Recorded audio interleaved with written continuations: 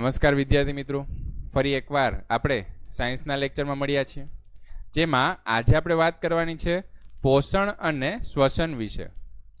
આ પોષણ અને શ્વસન જે છે એનો બેઝિક ખ્યાલ તો આપણને હોય, પણ થોડીક વિશેષ ચર્ચા જે છે એ આપણે આ લેક્ચરમાં કરવાની છે. શરૂઆત કરીએ કે દરેક સજીવ જે છે એ પોતે પોતાની દેહધાર્મિક ક્રિયા કરીએ છીએ. આપણે રોજિંદી કેટલીક ક્રિયાઓ કરીએ છીએ. આના માટે દરેકે દરેક સજીવને કેની જરૂર પડે છે? ઉર્જાની જરૂર પડે છે. તો આ ઉર્જા જે છે એ અલગ અલગ પદ્ધતિથી દરેકે દરેક સજીવ જે છે એ પોતે મેળવતા હોય છે. તો એને જ આપણે શું કહીએ છીએ? પોષણ કહીએ છીએ.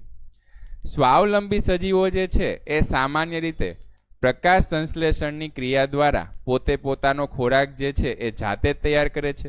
જ્યારે અન્ય સજીવો જેમ કે પ્રાણી છે, મનુષ્ય છે, એ ખોરાક માટે અન્ય પ્રાણીઓ તથા વનસ્પતિઓ જે છે એના ઉપર આધાર રાખે છે.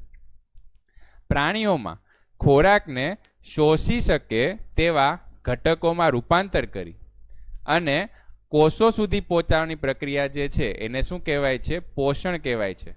મનુષ્ય તથા પ્રાણીઓ જે છે એ ખોરાક ખાય છે, તો આ ખોરાક જે છે એનું શું કરશે? પાચન કરશે. અને આ પાચન થાય એટલે શું થશે? તે ખોરાકનું અલગ અલગ ઘટકોમાં રૂપાંતર થાય છે. આ રૂપાંતરિત ઘટકો જે છે ક્યાં સુધી પહોંચે છે? કોષો સુધી પહોંચે છે. આપણને ખ્યાલ છે કે કોષ જે છે એ શરીરનો સૌથી નાનામાં નાનો એકમ તરીકે ગણાય છે. હવે તો કે આ પોષક દ્રવ્યોમાંથી ઉર્જા પ્રાપ્ત કરવાની ક્રિયા જે છે એ કોના દ્વારા થાય છે? કોષો દ્વારા થાય છે. અને એને શું કહેવાય છે? કોષીય શ્વસન કહેવાય છે. તો કોષીય શ્વસન થશે એને કારણે શું થશે? ઉર્જા મુક્ત થશે. અને આ ઉર્જાથી દરેકે દરેક પ્રાણી તથા મનુષ્ય જે છે એ પોતાની દેહધાર્મિક ક્રિયા કરી શકશે. તો આ આપણે વાત કરી, જેમાં પોષણ અને શ્વસન જે છે એ એકબીજાથી અલગ નથી, એ એકબીજાથી કનેક્ટેડ જ આપણે કહી શકીએ. ત્યારબાદ આપણે વ્યાખ્યાયિત કરીએ જીવાંત પ્રક્રિયા. આપણે જીવંત પ્રક્રિયા જે છે એને કેવી રીતના વ્યાખ્યાયિત કરી શકીએ? તો દરેકે દરેક સજીવ જે છે એ પોતે જીવિત રહેવા માટે કેટલાક કાર્યો કરે છે. આ કાર્યો જે છે એમાં સામાન્ય રીતે કેનો કેનો સમાવેશ થાય છે? તો કે પોષણ છે, વૃદ્ધિ છે, શ્વસન, પરિવહન, ઉત્સર્જન, નિયંત્રણ. નિયંત્રણ અને સંકલન જે છે એને આપણે સાથે જ વ્યાખ્યાયિત કરી શકીએ. પછી તો કે હલનચલન. અમુક સજીવ જે છે એ હલનચલન નથી કરી શકતા, જેમ કે વનસ્પતિ. તો આવી રીતે આપણે અલગ રીતે પણ એને વ્યાખ્યાયિત કરી શકીએ. ત્યારબાદ પ્રજનન. તો આવી બધી પ્રક્રિયાઓ જે છે એને આપણે શું કહીએ છીએ? તો કે જૈવિક પ્રક્રિયાઓ કહીએ છીએ. અહીંયા કેટલીક પ્રક્રિયાઓ કુદરતી રીતે અને કેટલીક પ્રક્રિયાઓ જે છે એ અલગ અલગ પ્રાણીઓ દ્વારા થતી હોય છે. પછી તો કે પોષણનો અર્થ ખોરાકને ગ્રહણ કરી શરીર દ્વારા શોષી શકાય તેવા નાના નાના એકમમાં તેને ફેરવવું. પછી આપણે હમણાં કીધું એ પ્રમાણે કે પોષણ દ્વારા શું થશે? તો કે ખોરાક જે છે એ નાના નાના એકમમાં ફેરવાઈ જશે. પણ આ જે શોષિત ખોરાક જે છે એને દરેકે દરેક વનસ્પતિ તથા પ્રાણીઓ જે છે શ્વસન તો કરે જ છે. તો શોષિત ખોરાકમાંથી શ્વસન દરમિયાન શું થશે? ઉર્જા મુક્ત થશે. અને આ ઉર્જા જે છે એ શરીરના વિવિધ ભાગોમાં પરિવહન પામે છે. એટલે કે શોષિત ખોરાક જે છે એ અલગ અલગ ઘટકો સ્વરૂપે અલગ અલગ ભાગોમાં તે પરિવહન પામે છે. અને ઉર્જા જે છે એ ઉર્જાનો આપણે કેમાં ઉપયોગ કરીએ છીએ? તો કે દેહધાર્મિક ક્રિયાઓમાં કરીએ છીએ. શરીરના વિવિધ કોષો દ્વારા ઉત્પન્ન થયેલા નકામા પદાર્થો, આપણને ખ્યાલ જ છે કે નકામા પદાર્થો જે છે એ મળ ઉત્સર્જન દ્વારા, આના દ્વારા શું થઈ શકે છે? તો કે શરીરમાંથી બહાર નીકળી શકે છે. તો શરીરની બહાર જે છે એ ઉત્સર્જન પ્રક્રિયામાં નીકળી જાય છે. સજીવોને તેની ફરતે આવેલા પર્યાવરણમાં જે ફેરફાર થાય છે એની સામે ટકી રહેવા માટે નિયંત્રણ અને સહનિયમન જરૂરી છે. અહીંયા આપણે એક ઉદાહરણ લઈએ કે અમુક અમુક પ્રાણીઓ જે છે ને એ અમુક પર્યાવરણમાં જ રહી શકે. જેમ કે આપણે હિમ પ્રદેશમાં આવેલા રીંછ. આ રીંછ જે છે એને આપણે જો ગુજરાતમાં લઈ આવવામાં આવે તો શું થાય? તો તે એને એવું વાતાવરણ અથવા તો એવું પર્યાવરણ નથી મળતું ને, એટલે તે આવી રીતે ગુજરાતમાં ટકી શકે નહીં.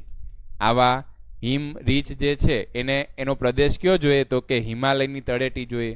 પછી તો કે હિમાચલ પ્રદેશ, આવા ઠંડા પ્રદેશ હોય ને તો જ તે ત્યાં ટકી શકે.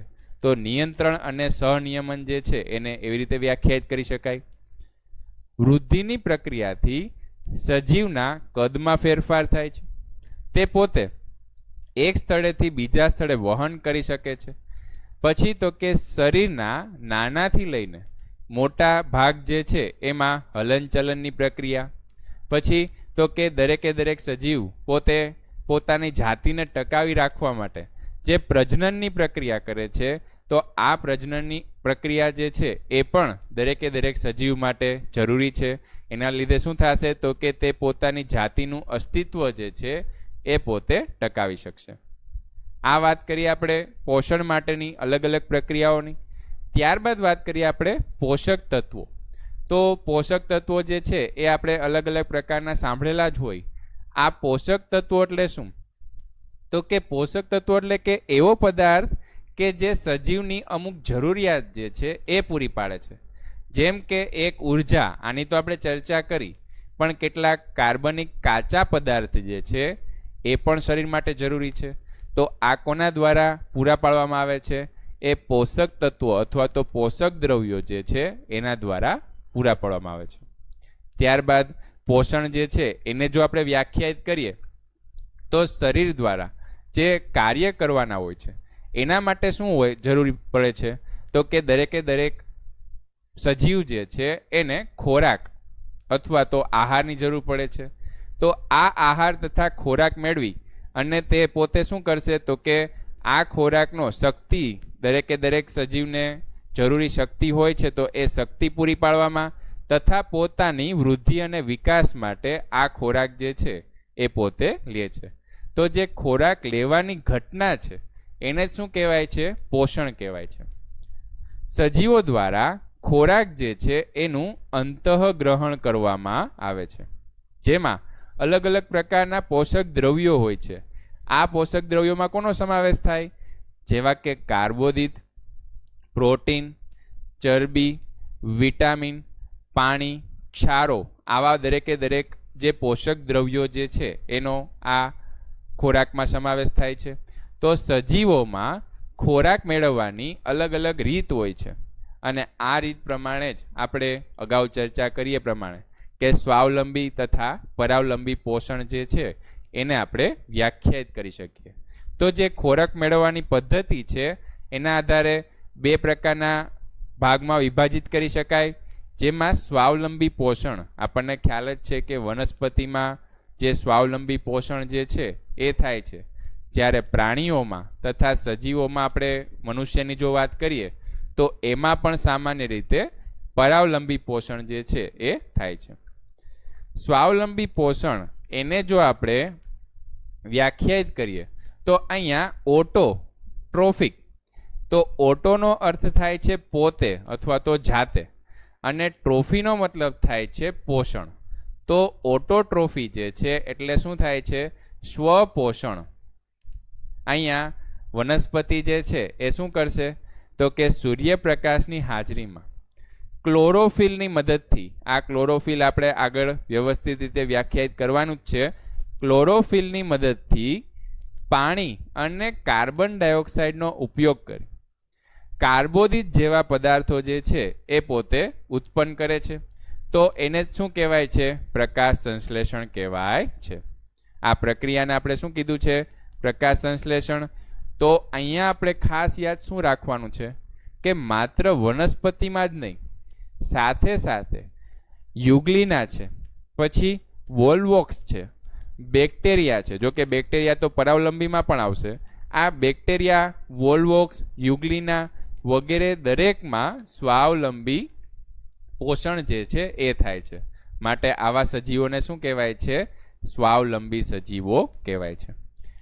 કાર્બોદિતનો ઉપયોગ તેને શક્તિ પૂરી પાડવા માટે કરાય છે.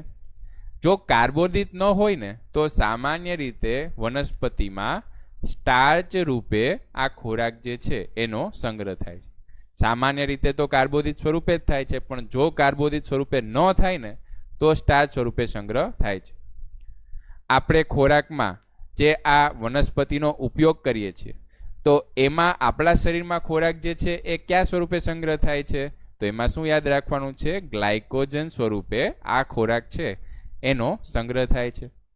અહીંયા આપણે પ્રકાશ સંશ્લેષણની ક્રિયા જે છે એને આપણે જો અલગ અલગ તબક્કામાં વ્યાખ્યાયિત કરીએ તો એમાં શું આવશે? પહેલાં તો ક્લોરોફિલ દ્વારા પ્રકાશ શક્તિ જે છે એનું શોષણ થાય છે.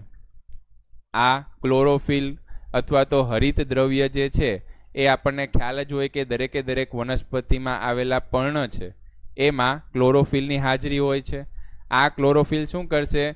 તો કે સૂર્યપ્રકાશ છે એ સૂર્યપ્રકાશનું ગ્રહણ કરશે. ત્યારબાદ પ્રકાશ શક્તિ જે છે એનું કેમાં રૂપાંતર થશે? તો કે રાસાયણિક શક્તિમાં. એટલે જ આપણને જો એવો પ્રશ્ન પૂછાય કે પ્રકાશ સંશ્લેષણ પ્રક્રિયા જે છે એમાં કઈ ઉર્જામાં રૂપાંતર થાય છે? તો શું યાદ રાખવાનું? પ્રકાશ ઉર્જાનું રાસાયણિક ઉર્જામાં રૂપાંતર થાય છે.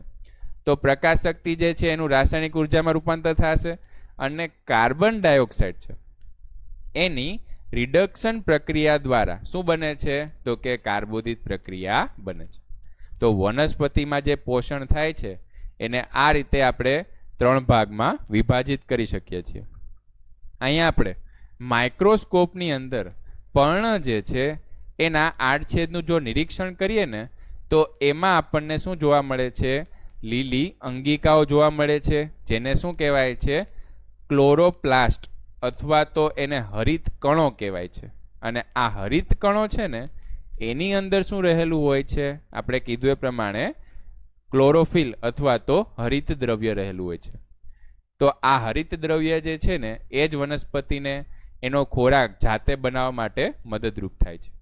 આ વાત કરીએ આપણે વનસ્પતિમાં પોષણની. ત્યારબાદ વાત કરીએ આપણે વનસ્પતિમાં શ્વસન પ્રક્રિયા.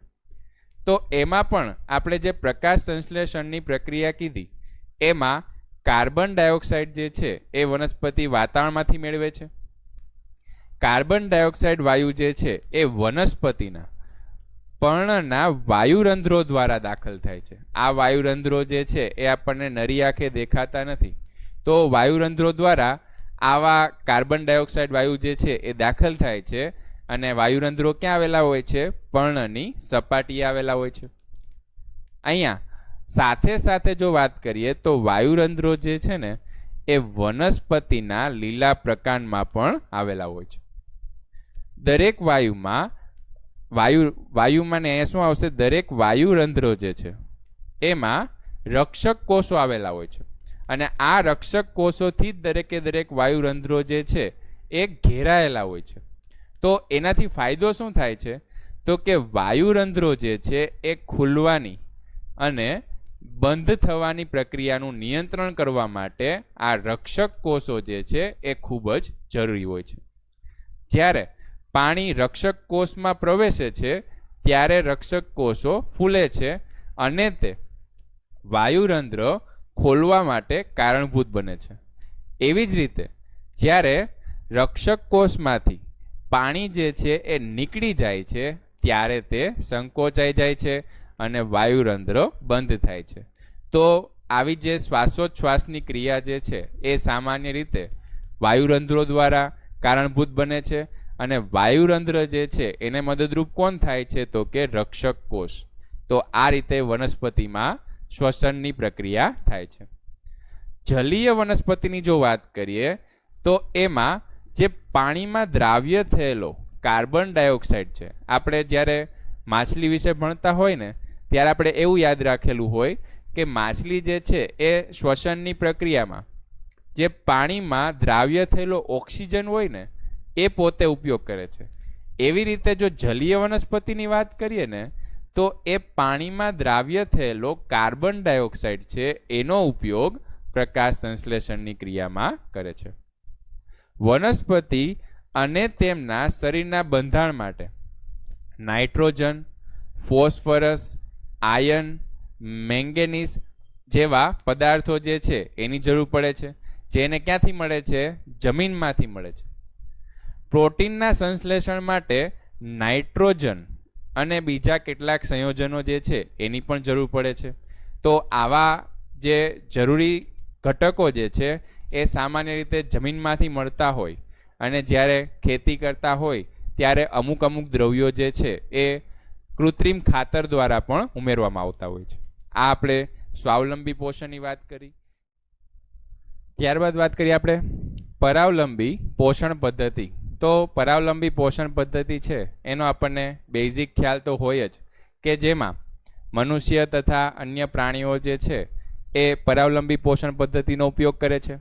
આવા સજીવો જે છે એ પોતે પોતાનો ખોરાક જાતે તૈયાર નથી કરી શકતા, માટે અન્ય ઉપર નિર્ભર થવું પડે છે. તો બધા સજીવો એ પર્યાવરણમાં અનુકૂલિત થયેલા હોય છે અને અલગ અલગ પદ્ધતિથી તે પોષણ મેળવે છે. અહીંયા આપણે સ્વાવલંબી પોષણની વાત નથી કરતા. પરાવલંબી પોષણમાં પણ અલગ અલગ રીતે તે પોષણ મેળવે છે. એના આધારે એના 3 પ્રકાર પણ પાડવામાં આવે છે. સામાન્ય રીતે આવા સજીવો જે છે એ વનસ્પતિ અને પ્રાણીમાંના કાર્બનિક પદાર્થો જે છે એના પાચન દ્વારા પરાવલંબી પોષણ મેળવે છે. આ પ્રકારના પોષણમાં ખોરાક લીધા પછી તેનું અન્ય સરળ સ્વરૂપમાં અથવા તો અન્ય સરળ ઘટકમાં રૂપાંતર કરવામાં આવે છે અને એનો સજીવ જે છે એ પોતે ઉપયોગ કરે છે. અહીં આપણે ઉદાહરણ લઈએ તો દરેકે દરેક પ્રાણીઓ તથા બેક્ટેરિયા અને ફૂગ જે છે એ પરાવલંબી પોષણ પદ્ધતિના ઉદાહરણ સ્વરૂપે ગણી શકાય. મેં તમને કીધું એ પ્રમાણે કે પરાવલંબી પોષણ જે છે એના અલગ અલગ 3 પ્રકાર પાડી શકાય એની ખોરાક લેવાની પદ્ધતિને આધારે. અહીંયા લખેલું છે મૃતોપજીવી પોષણ. નામને જો આપણે વિસ્તૃત કરીએ ને તો આપણને એટલો ખ્યાલ આવે કે જે મૃત વસ્તુ છે અથવા તો મૃત પ્રાણી છે એનો ખોરાક તરીકે ઉપયોગ કરવો. તો મૃત થયેલા અથવા તો સડી ગયેલા જે સેન્દ્રિય પદાર્થ છે એનો ખોરાક તરીકે ઉપયોગ કરતા હોય તેને શું કહેવાય છે? મૃતોપજીવી પોષણ કહેવાય છે.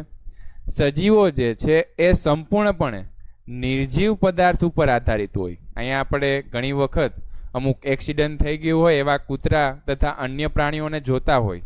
આવા પ્રાણીઓ જે છે એ અમુક દિવસો બાદ કોહવાટ સ્વરૂપે જોવા મળે છે. તો એના માટે કેવા ઘટકો અથવા તો કેવા પ્રાણીઓ જવાબદાર છે? તો આવા મૃતોપજીવી પ્રાણીઓ કે જે બેક્ટેરિયા અથવા તો ફૂગ જે છે આવા પ્રાણીઓ જવાબદાર છે. ત્યારબાદ વાત કરીએ આપણે પરોપજીવી એટલે કે બીજા ઉપર નિર્ભર હોય તેવા પરોપજીવી પોષણ. તો આ પોષણ માટે પણ એક સજીવ જે છે એ બીજા સજીવ પર આધાર રાખતા હોય છે. તો એને શું કહેવાય છે? પરોપજીવી પોષણ. અહીંયા જેના ઉપર આધાર રાખતા હોય છે અથવા તો જેમાંથી તે ખોરાક મેળવે છે તેને યજમાન કહે છે. તો આ જે પરોપજીવીઓ છે ને એ યજમાન સાથે ગાઢ સંબંધ ધરાવે છે અને તેમાંથી તે પોતે પોષણ મેળવે છે. એના ઉદાહરણ જોઈએ આપણે તો એમાં બેક્ટેરિયા છે, ફૂગ છે, પછી કરમિયા છે, અમરવેલ આવી વનસ્પતિઓ જે છે એનો પરોપજીવી પોષણમાં સમાવેશ થાય છે. ત્યારબાદ વાત કરીએ આપણે પ્રાણીસમ પોષણ એટલે કે દરેકે દરેક મનુષ્ય તથા આપણે જે પ્રાણીઓ જોઈએ છીએ એ પ્રાણીસમ પોષણમાં એનો સમાવેશ થાય છે. તો આ પ્રકારના પોષણમાં વનસ્પતિ અથવા તો પ્રાણી જે છે એના અમુક ભાગો અથવા તો આખા સજીવને ખોરાક તરીકે લેવામાં આવે છે અને પછી ઉત્સેચકોની મદદથી શું કરવાનું? તો કે એનું પાચન કરી અને તેને સરળ પદાર્થોમાં ફેરવાય છે અને પ્રાણીના શરીરના કોષો દ્વારા તેનું શોષણ થાય છે. એટલે આપણે અગાઉ જે ચર્ચા કરી એ જ આખી પોષણ પદ્ધતિ જે છે એને પ્રાણીસમ પોષણ તરીકે ઓળખવામાં આવે છે. કોષો સુધી શું કરવાનું છે? તો કે આવા અલગ અલગ જે ઘટક તત્વો છે એને પહોંચાડવાના છે અને કોષ શું કરશે? એનો શ્વસન પ્રક્રિયામાં ઉપયોગ કરશે. પછી તો કે અંતે જે અપાચિત ખોરાક હોય છે એને મળોત્સર્જન દ્વારા બહાર ફેંકવામાં આવે છે. તો આને શું કહેવાય છે? પ્રાણીસમ પોષણ. તો આ રીતે આપણે પોષણ પદ્ધતિ છે એને 3 ભાગમાં વિભાજિત કરી. આ 3 ભાગમાં પહેલા આપણે વાત કરી મૃતોપજીવી પોષણ કે જે મૃત જે મૃત પ્રાણી છે અથવા તો વનસ્પતિ છે એના ઉપર આધાર રાખે છે. બીજું આવે છે પરોપજીવી, અન્ય ઉપર આધાર રાખે છે. અને ત્રીજું આવે છે એ છે પ્રાણીસમ પોષણ. ત્યારબાદ વાત કરીએ સજીવો તેમનું પોષણ જે છે એ કેવી રીતે મેળવે છે. તો આપણે અગાઉ જ ચર્ચા કરી કે સજીવો છે એ પોતે પ્રકાશ સંશ્લેષણની ક્રિયા કરતા નથી. અહીંયા આપણે પરોપજીવી અથવા તો જે પરાવલંબી પોષણ છે એની જ ચર્ચા કરીએ છીએ. તો તે પોતે પોતાનો ખોરાક જે છે એ જાતે બનાવી શકતા નથી. આથી તે ખોરાક જે છે એ વનસ્પતિ અથવા તો પ્રાણીમાંથી મેળવે છે. તો આના આધારે જ આપણે આ જે પરાવલંબી પોષણ છે એના 3 ભાગમાં તેને વિભાજિત કરીએ છીએ. એમાં પહેલું આવે છે તૃણાહારી પ્રાણીઓ, જે ફક્ત ને ફક્ત વનસ્પતિ ઉપર નિર્ભર હોય અથવા તો વનસ્પતિ ખાય અને તે પોતાનો ખોરાક પૂરો પાડે છે. એને શું કહેવાય છે? તો એને કહેવાય છે એને કહેવાય છે તૃણાહારી પ્રાણીઓ. આ તૃણાહારી પ્રાણીઓ જે છે એના ઉદાહરણ આપણે જોઈએ તો એમાં શું આવશે? બકરી, ગાય જે છે એ તૃણાહારી પ્રાણીઓમાં એનો સમાવેશ થાય છે. ત્યારબાદ માંસાહારી પ્રાણીઓ કે જે ફક્ત પ્રાણીઓને જ ખાય છે. તો તેમાં કેનો સમાવેશ થાય છે? સિંહ અને વાઘ. આ બધી વસ્તુ આપણને ખ્યાલ જ હોય. અને મિશ્રાહારી જે છે એ વનસ્પતિ અને પ્રાણીઓ બંનેનો ખોરાક તરીકે ઉપયોગ કરતા હોય, જેમ કે માનવ, ઉંદર, આ બધા જે છે એ મિશ્રાહારી પ્રાણીઓમાં એનો સમાવેશ થાય છે. હવે આપણે જે વિશેષ ચર્ચા કરવાની છે એ અમીબામાં પોષણ પદ્ધતિ. ત્યારબાદ આપણે અલગથી લેક્ચરમાં મનુષ્ય જે છે એમાં પોષણની ચર્ચા કરવાની છે. અમીબામાં કેવી રીતના પોષણ પદ્ધતિ? આપણને ખ્યાલ છે કે અમીબા જે છે એ એક કોષીય સજીવ છે. ખૂબ જ સૂક્ષ્મ એવું એક કોષીય સજીવ છે, એમાં અમીબાનો સમાવેશ થાય છે. તો એમાં પોષણ પદ્ધતિની વાત કરીએ તો અમીબામાં પ્રાણીસમ પોષણ જે છે એ પદ્ધતિ જોવા મળે છે. અમીબામાં ખોરાક મેળવવાની પદ્ધતિ જે છે એને શું કહેવાય છે? કોષીય ઘન ભક્ષણ તરીકે ઓળખવામાં આવે છે. પોષણમાં ખોરાક ગ્રહણ થાય છે, પાચન થાય છે, શોષણ થાય છે, પછી તો કે પરિપાચન. આ બધી પ્રક્રિયા આપણે જોવાની જ છે. અને મળોત્સર્જન, આ બધી પ્રક્રિયા જે છે એ આમાં સમાવિષ્ટ થાય છે. માટે જ આપણે એને શું કહેવાય છે? પ્રાણીસમ પોષણ કહેવાય છે. અમીબા જે છે એ ખોરાકના કણો જે છે એને ગ્રહણ કરવા માટે આંગળી જેવા ખોટા પગ જે છે એ એમાં હંગામી ધોરણે આવેલા હોય છે અને એ એની ફરતે પણ આવેલા હોય છે. તેથી ખોરાક જે છે એ લાઇસોઝોમ સાથે, શું યાદ રાખવાનું છે આપણે? લાઇસોઝોમ સાથે કોથળીમાં દાખલ થાય છે, જેને શું કહેવાય છે? અન્નધાની કહેવાય છે. આ પણ ખૂબ જ મુખ્ય ઘટક છે એનું. ખોરાક જે છે એ લાઇસોઝોમ સાથે ક્યાં દાખલ થાય છે? કોથળીમાં દાખલ થાય છે, જેને અન્નધાની કહેવાય છે. ત્યારબાદ એમાં જો અલગ અલગ પ્રક્રિયાની વાત કરીએ તો પહેલા આવે પાચન. અમીબામાં ખોરાકનું પાચન ક્યાં થાય છે? અન્નધાનીમાં આવેલા લાઇસોઝોમમાં રહેલા પાચક ઉત્સેચકો દ્વારા. આપણા સજીવની જો વાત કરીએ ને તો સજીવમાં પણ ઉત્સેચકો આવેલા હોય છે. તો એવી રીતે અમીબા જે છે એમાં પણ ઉત્સેચકો આવેલા હોય છે. આ ઉત્સેચકો શું કરે છે? તો કે લાઇસોઝોમમાં રહેલા પાચક દ્રવ્યો છે એનું પાચન કરશે. શોષણ, તો અન્નધાનીમાં પાચિત ખોરાક જે છે એ પ્રસરણ દ્વારા ક્યાં જશે? સીધો કોષરસમાં જશે. પરિપાચનની જો વાત કરીએ તો પાચિત ખોરાક જે છે એનો થોડો ભાગ શ્વસન દ્વારા શક્તિ મેળવવામાં વપરાય છે અને બાકીનો ભાગ જે છે એ અમીબાની વૃદ્ધિ થાય છે એમાં વપરાય છે. અને ત્યારબાદ વાત કરીએ આપણે મળોત્સર્જન. તો અન્નધાનીમાં રહેલા અપાચિત ખોરાક જે છે એ શરીરમાંથી કોષ રસ સ્તર જે તૂટવાની ક્રિયા છે એના દ્વારા બહાર ફેંકાઈ જાય છે. તો સામાન્ય રીતે સજીવમાં જોઈએ એવી જ રીતના પાચન છે, શોષણ છે, મળોત્સર્જન છે, આવી દરેકે દરેક ઘટના જે છે એ કેમાં થાય છે? અમીબામાં થાય છે.